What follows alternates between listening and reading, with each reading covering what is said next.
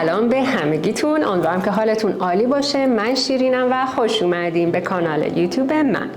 امروز میخوام برگردم به یکی از آموزش هایی که 11 ماه پیش توی کانالم براتون گذاشته بودم که جدیداً هی داره روش از طرف شما برام کامنت میاد و در موردش سوال میکنین از من، که یه تابلوی بود که کار چاپی و نقاشی و اینا در واقع روش انجام داده بودم. چاپ محسوب میشه در واقع، که این تابلو بودش که با چند تا برگ ساده که از روی زمین حیاتمون جمع کرده بودم و رنگ اکریلیک این تابلو رو در واقع انجام دادم و کشیدم. ولی نکتهش این بود که خیلی توضیح نداده بودم و حرف نزده بودم و اینا و خیلی سوال پیش اومده بود برای دوستان. برای همین دوباره امروز رفتم یه سری برگ کش رفتم از زمین حیاتمون که چند نمونهش رو بخوام بهتون نشون بدم. یکیش اینه، یکی دیگهش مثلا اینه، یه کوچولو موچولوش هم نشون بدم، اینه اگر که فوکس بگیره. خیلی مدل‌های مختلفی جمع کردم که ببینم حالا با کدوم میخوام کار بکنم، ولی تصمیم گرفتم که یه بار دیگه این تابلو رو مراحلش رو انجام بدم، توضیح بدم بهتون که اگر خواستین توی خونه خودتونم اجراش بکنین به راحتی بتونین. پس با من همراه باشین.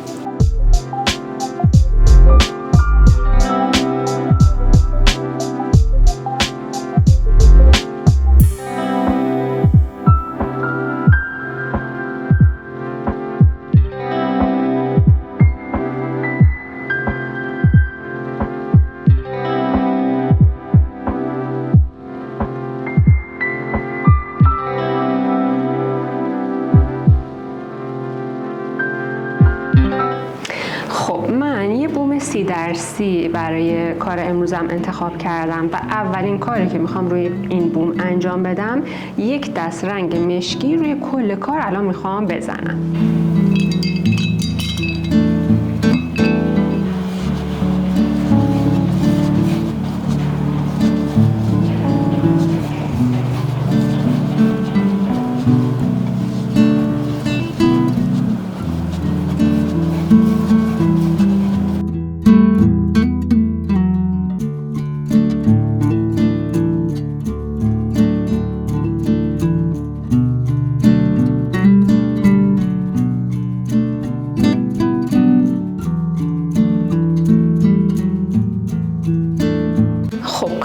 میکنم وقتی یک دست رنگ مشکی زدم، حالا الان اطرافش هم میذارم کامل این رنگ مشکی من خشک بشه. حالا اگه شما عجله دارین میتونین یک سشوار کنار دستتون بذارین و با سشوار این کل این سطح رو خشک بکنین که زودتر کارتون انجام بشه. نکتهش فقط اینه، این لایه باید کامل خشک بشه.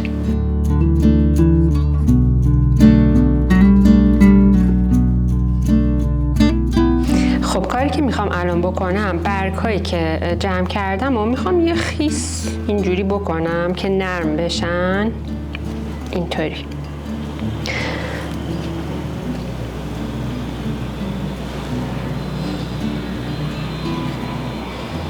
بعد که یه خورده خیس شدن، بعد درش میارم و اینجوری با دستمال آبای اضافه و زیادش رو میگیرم. من میخوام که اینجوری یه حالت شل به من بده، برای همین یه خورده خیسش کردم. اسم رنگا رو هم حتما براتون توی دیسکریپشن مینویسم، خیالتون راحت باشه. خب این مرحله‌ای که باید یه خورده بهش دقت بکنین. ما تمام مدت رنگ‌هایی که می‌خوایم روی کارمون بذاریم مقداری با آب باید رقیق باشه، یعنی یک لایه نازک از رنگ رو ما احتیاج داریم. برای همین من یه مقدار، نه خیلی زیاده، یه مقدار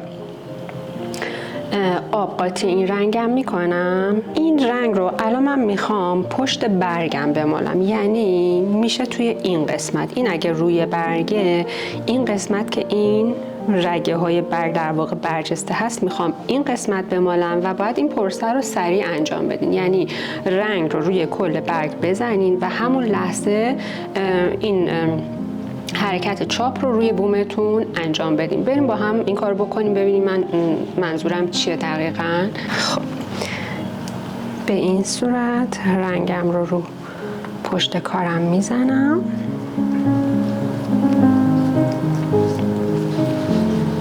میتونین روی یه سطح محکم این کار رو انجام بدیم. من فقط میخواستم الان بهتون نشون بدم. میذارم روی یه سطح صاف و محکم، همه جاش رو رنگی میکنم به این صورت.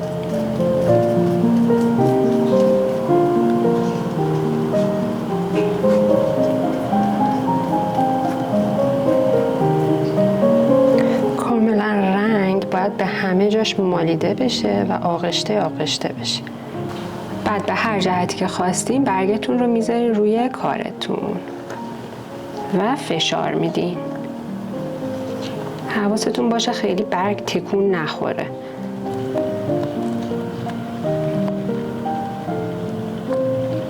و بعد برش میدارین.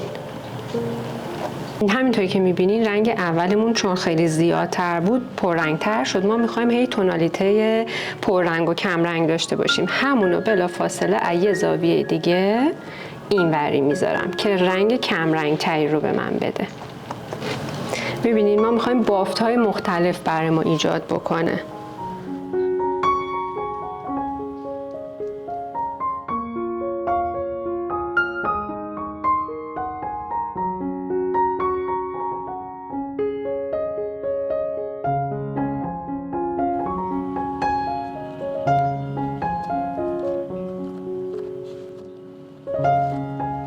اصلا نگران این نباشین که برگ کامل نیفتاد، رگه هاش خوب نشد و اینا. اصلا این لایه زیرین ماست و ما فقط میخوایم که این بافت ها رو در واقع به ما بده. بعد هی لایه رنگ های مختلف و طرحهای مختلف میاد روش.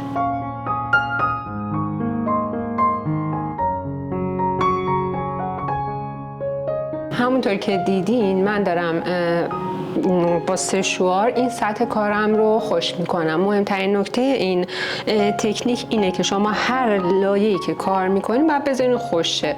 من برای اینکه خب خیلی سریعتر این پروسه انجام بشه هر لایه رو با سشوار خشک میکنم.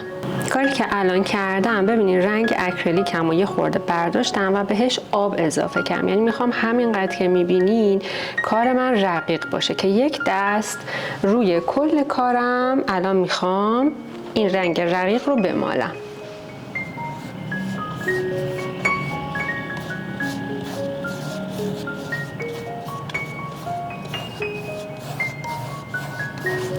روی کل کارتون یک دست نازک رنگ رقیق شده‌تون رو میمالین.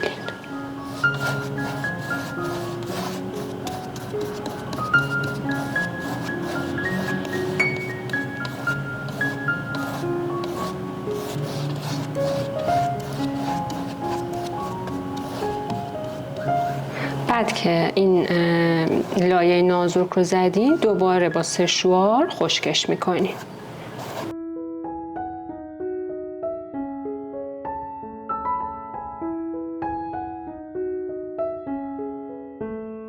تو این مرحله کاری که میخوام بکنم قبل از اینکه برگ بعدی رو بیارم میخوام با ضربه قلمو چند قطره رنگ جاهای مختلف بپاشم ببینم چه جوری میشه.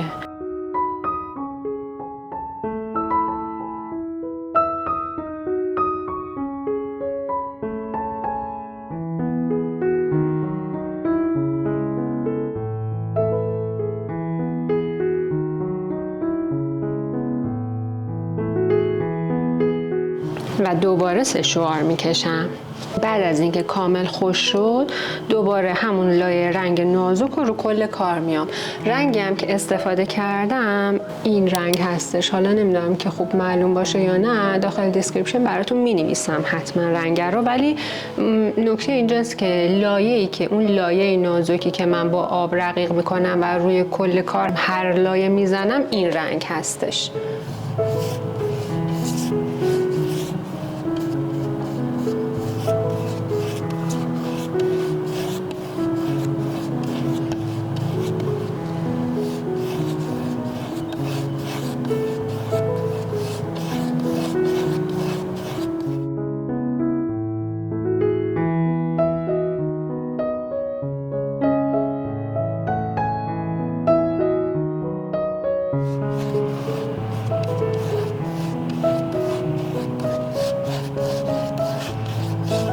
برای سشوار.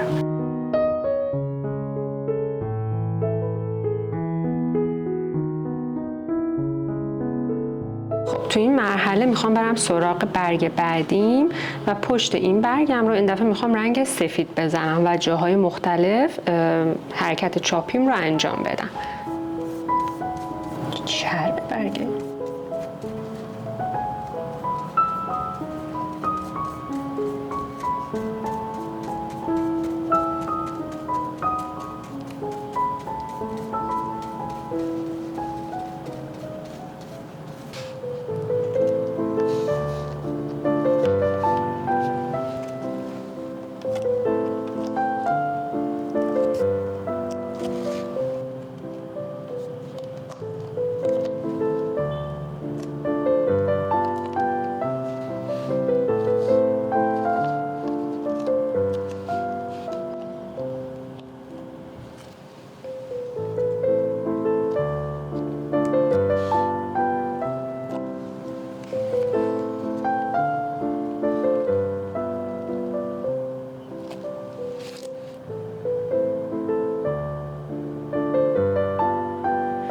هر جایی هم که میبینین برگتون چاپ نشد، اگه بخواین یه حاله ازش داشته باشین میتونین با قلمو یه کوچولو ادیتش هم بکنین، در همین حد، حالا نه خیلی زیاد.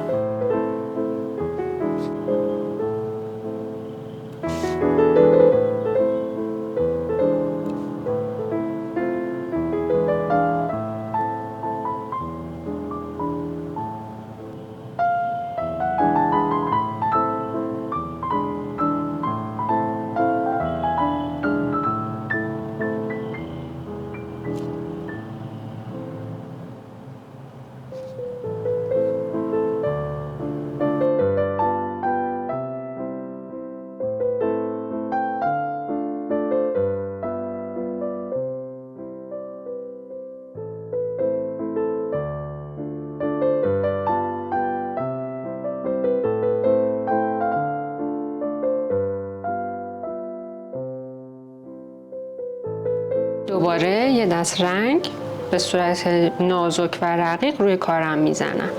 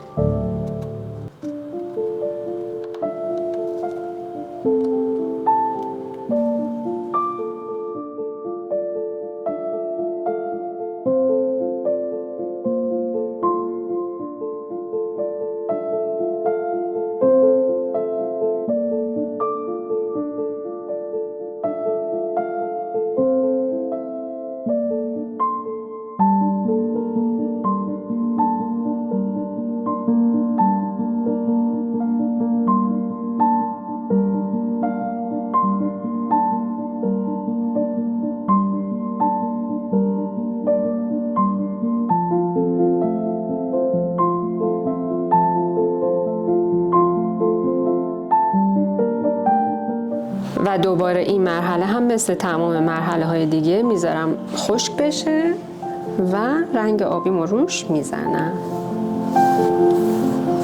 نکته دیگه هم که توجه میخوام بکنین اینه که خیلی قلمو رو محکم روی سطح کارتون لازم نیست بکشین، چون رنگ شما هم خیلی رقیقه هم خیلی روونه و ما نمیخوایم که لایه های زیریمون خیلی زیادم پر رنگ بشه یا روش این حالت سابیدن و در واقع کشیدن محکم انجام بشه.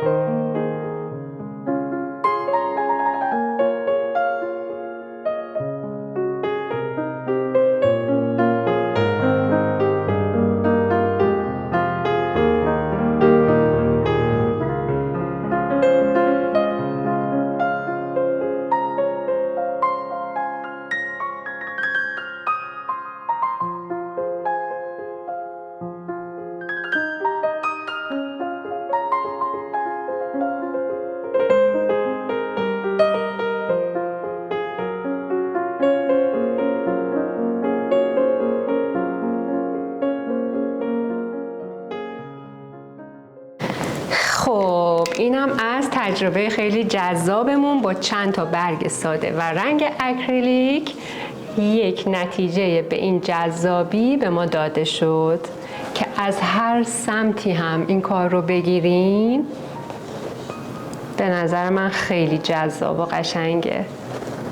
از نزدیک اگه بخوام بهتون نشون بدم، کار قبلی هم که انجام داده بودم و بذارم کنارش ببینیم. قشنگ به همین صورت میتونین چند تا تابلو کار بکنین و کنار هم روی دیوار خونتون نصب بکنین. حتی به عنوان بک‌گراند عکاسی و فیلم برداریاتون هم میتونین از این تکنیک استفاده کنین توی ابعاد بزرگتر. به نظرم خیلی جالب میشه با المان‌های متفاوت. حالا من الان به اصطلاح با برگ کار کردم، شما نسبت به خلاقیت خودتون از ابزارهای دیگه استفاده کنین و ببینین نتیجه کار چی میشه. مطمئنم که کلی اتفاقات خوب میفته با این تکنیک براتون و میتونین کلی تابلوهای قشنگ خلق بکنین. ممنون میشم اگر براتون مفید بود حتما برای دوستاتون بفرستین، ویدیو رو لایک کنین و کانال منو سابسکرایب کنین. مراقب خودتونم خیلی خیلی باشین.